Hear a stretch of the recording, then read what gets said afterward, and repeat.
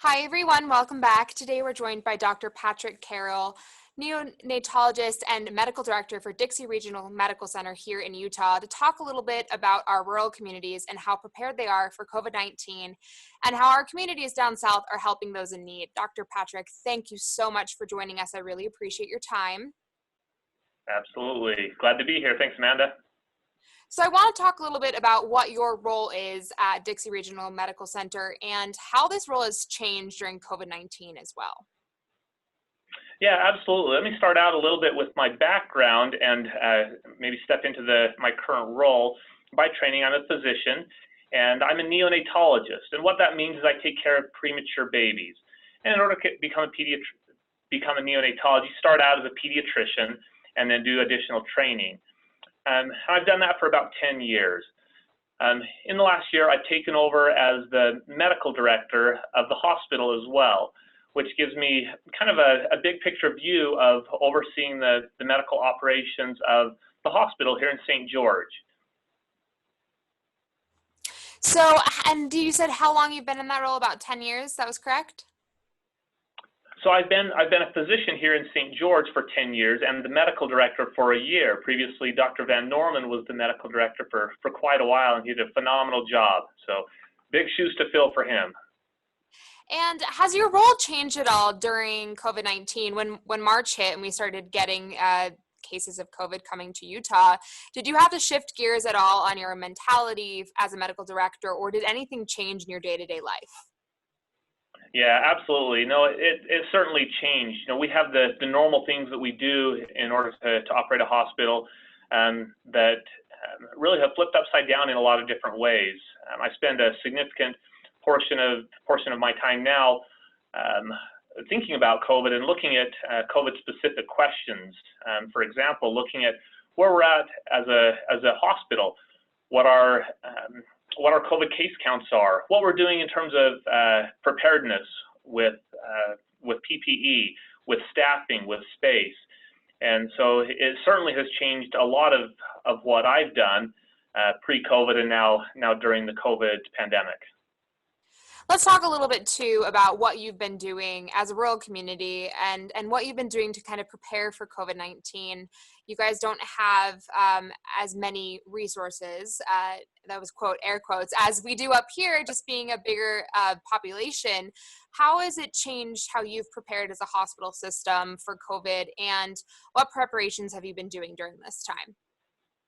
Yeah, great question. We're in a unique position here at the hospital in St. George, in that we are a level 2 trauma center. And so we're licensed for 284 beds, and we're a regional referral center. So we do have a lot of patients come to us, much like a McKay hospital or Utah Valley Hospital. But by the same token, as you correctly point out, Amanda, this is a rural area. We have surrounding areas with a lot of open space. We are in very close proximity to northern Arizona. We're in close proximity to southeastern Nevada and the rural areas in Utah here in the southwest area of the state. And so we've had to think about things not just from a suburban or a regional referral or trauma center standpoint, but we've had to think of things from the standpoint of the hospitals that we partner with. How are they being affected? How can we help them? Let me use an example. The hospital in Page, Arizona, fantastic hospital, but not a large hospital and don't have the same resources that a trauma center does. And as people know, northern Arizona was one of the first areas to be hit very hard with the Navajo Nation. And so early on in the pandemic, we had to be prepared, and their medical director reached out to me, and we had a number of conversations locally here as well as within the Intermountain leadership throughout the system to figure out how do we best help the individuals in northern Arizona, and how do we partner with the hospital in Page. And so we've had to think about it from that standpoint as well. There's been a lot of questions too about how we keep our own caregivers safe, not only mentally, but also physically during this time. People talk about burnout and the fact that this has been going on since March. It's been about 4 or 5 months since we've all kind of started this. Is Dixie Hospital doing anything specific to kind of combat that and make sure their caregivers are well taken care of? Yeah, definitely, and you're exactly right. There's the physical protection, and then there's the mental burnout aspect of this. And so let me start with the physical protection. This has always been important, but increasingly we're seeing more cases and more community spread of COVID. And with that, we know that there are people that are asymptomatic walking around in our community, and that places all of our caregivers at risk. That puts all of us in the community at risk. So we have to be prepared for that, and we are prepared for that. What are we doing? Well, we have specific requirements for anybody that works in the hospital. All of our caregivers wear face masks. All of our caregivers in patient-facing areas wear eye protection as well. And the health of our caregivers is extremely, extremely important to us for a couple of reasons. One, most importantly, we care about them. They're a member of our team. They're an extension of our family, essentially. And secondarily, we want to make sure that they're here, ready to take care of the community if and when individuals need help in the hospital. And if they're sick, they're not able to do that. And so we want to make sure that physically they're being protected and they're safe from contracting COVID. From a mental health standpoint, I'm really proud of our teams and the work that they're doing to band together to help each other out, and the managers on each of the individual units really doing a phenomenal job. Additionally, Intermountain does a great job with some support helplines that the caregivers can call when they need help, and that's available to the community as well. Yeah, that phone number for everyone too, it's our emotional health relief hotline. It's open 7 days a week from 10 a.m. to 10 p.m. And like Patrick mentioned, our caregivers and the community have access to that line. Just so everyone knows, that phone number is 833-442-2211. And I'll say that again at the end for everyone. But Patrick, you mentioned the importance of wearing a mask. And I know that our caregivers wear a mask when they're in the healthcare setting, when they're dealing with patients. Why is it so important for our community and the people around us to be wearing a mask as well? Yeah, I really don't think I can stress enough the importance of wearing a mask. We want to limit the spread of COVID. I think everybody wants to limit the spread of COVID, and that's for a lot of different reasons, including the health of ourselves, the health of our loved ones, some that are at very high risk of complications of COVID, and others that are at lower risk, maybe of complications or hospitalization, but are still at risk of spreading it to other people. We want to keep them safe, and wearing a mask is one of the best ways that we can do that. Yeah, it really is. And I think it shows a sign of respect too, that we're able to wear a mask in the community, because we're all these healthcare workers and the nurses and doctors taking care of these people. We want them to be healthy and be able to treat these patients the best they can. So us wearing a mask kind of shows that same support back to them. I want to talk a little bit too about what your hospital system is doing as far as trends go and case counts go. How is our hospital system doing? Is what does our community need to know about how the Southern Utah area is doing right now? Yeah, absolutely. And Amanda, before I touch on the hospital volumes and kind of what we're seeing, if I can just make a couple of additional points or statements on mask use that I think maybe help put this in perspective. When I think about how COVID is spread, and how we can, what increases that possibility or decreases that possibility, I think about four different things. I think about proximity, I think about intensity, I think about duration, and I think about frequency. And the more we do those things, the more frequently I'm in contact with somebody that has COVID, the higher my risk of getting COVID becomes. The more intense that interaction is, meaning if I'm coughing on somebody, that's a pretty intense interaction. So it increases the possibility. The duration, if I'm around somebody for 30 seconds, the risk is lower than if I'm around somebody for 30 minutes. And the proximity, if I'm very close to them versus farther away. Those four things really impact the spread. And when we think about masking, masking really hits a couple of those pretty directly. It decreases the intensity, may decrease the duration as well in terms of exposure. Recently there was a report that the CDC put out, and you may have seen, and other people may have seen as well, with a camp in Georgia. And at this camp, it was really insightful. I think we can learn a lot from what happened there. The average age of the participants in the camp was 12 years old, ranging from 6 to 17, and the average age of the individual, the staffers, was 17 years old, all the way up to 59 years old. Everybody that came to the camp was required to be tested within the 12 days before they showed up.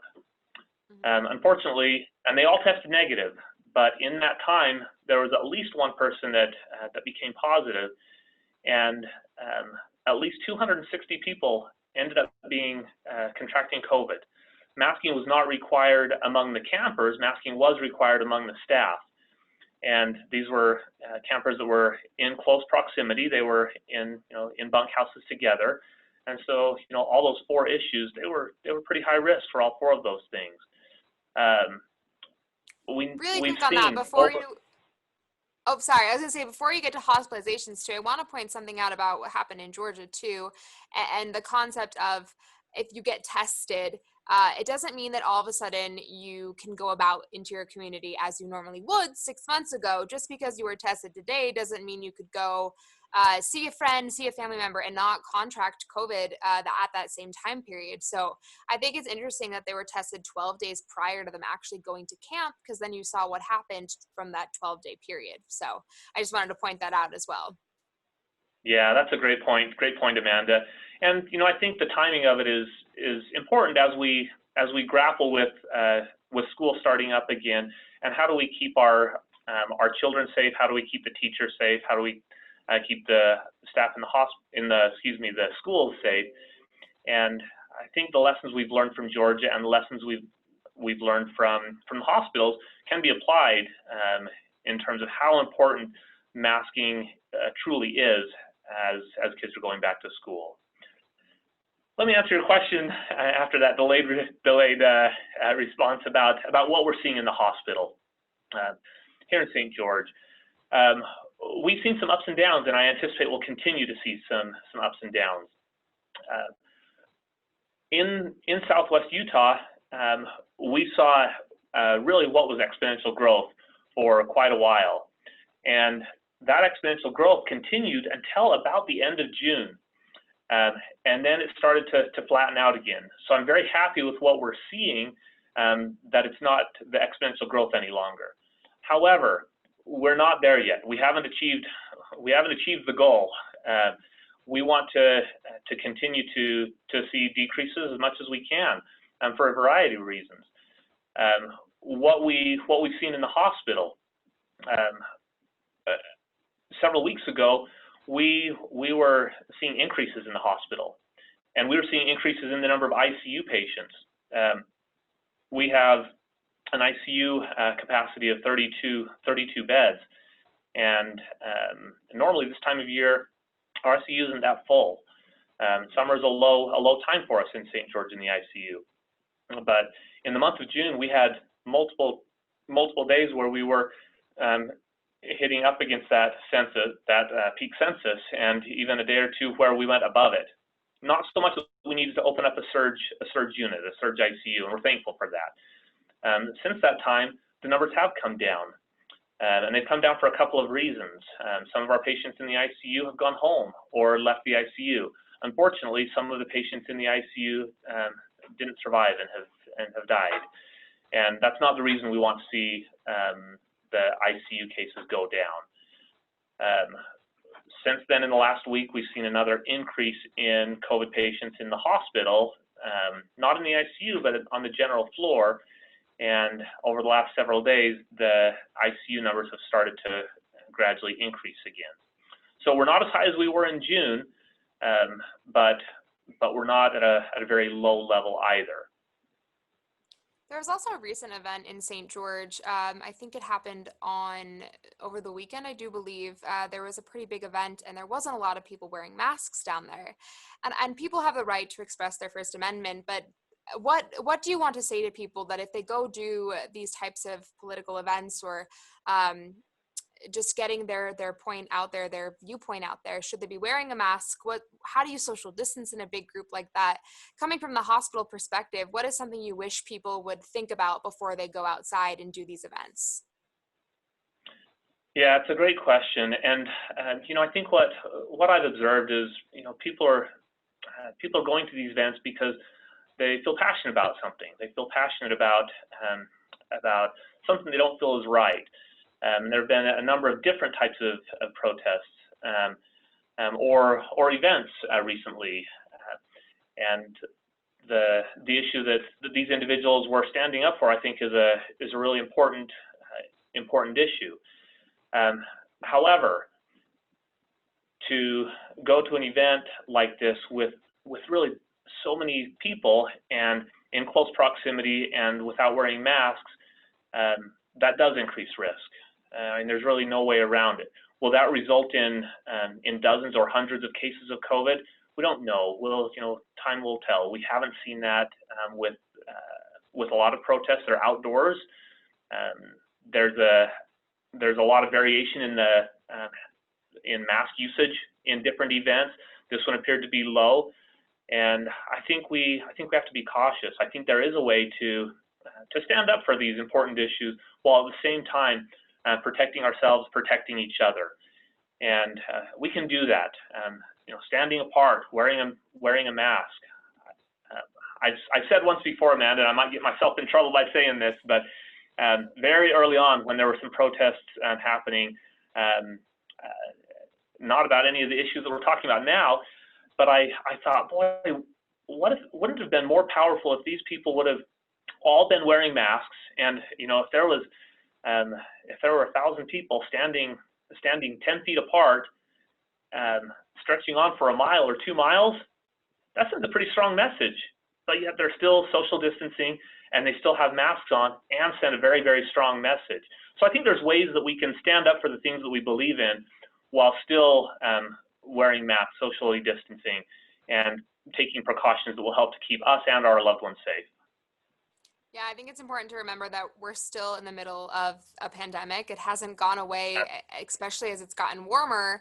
And yes, people have every right to go participate in these events. But yes, being safe and making sure you're wearing a mask, practicing social distancing as much as possible will definitely help reduce the stress on our hospital systems. So I think that's a super important thing to remember when you're going to do these things. Even if it's just going to hang out with friends or family, that could also be an issue of the disease spreading. You have to remember that with people you're not all the time around, there is a possibility that you could still spread it. So masks are very, very important, and I don't think they're going away anytime soon. Dr. Carroll, is there anything Amanda, else you'd like to mention to us too about how St. George is doing, or anything specific about COVID and how you feel about this situation? Yeah, absolutely. Thank you. I think what you just said is really important, that we don't always know if we have COVID, if someone around us has COVID. I was speaking today to one of our doctors in the hospital, and 3 times a week I meet with some of our medical directors of various specialties to really make sure that I have my finger on the pulse of what's happening in the hospital. And this physician is one that today is taking care of COVID positive patients on the floor. And what he shared with me is, as he meets with these patients, many of them older, not all of them, but as he meets with them and he tries to identify where they contracted COVID. He shared something today with me that was really, really impactful. He said, often these patients aren't visiting family. They're not having their family come and visit them.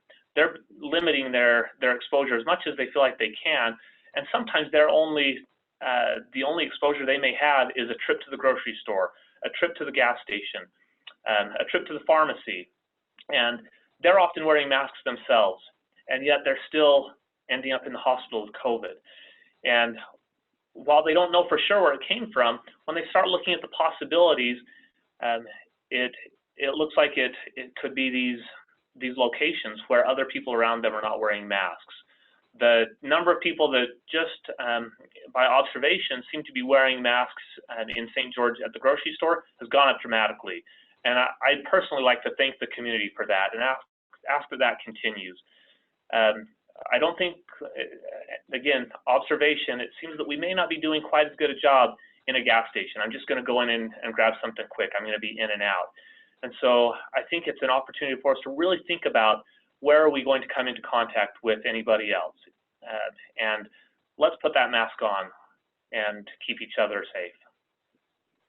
It's a great message to end on. I really appreciate your time, Dr. Carroll. And if you guys have any questions about COVID-19, would like to get screened and tested, you can call our COVID-19 hotline at 844-442-5224. You'll get a couple of questions asked of you to see if you qualify for testing, and they'll give you some location sites you can head to as well. Again, we also have an emotional health relief hotline that's available 7 days a week from 10 a.m. to 10 p.m. That phone number is 833-442-2211. Again, Dr. Carroll, thank you so much for joining us, and we will talk to you guys next time. Thank you.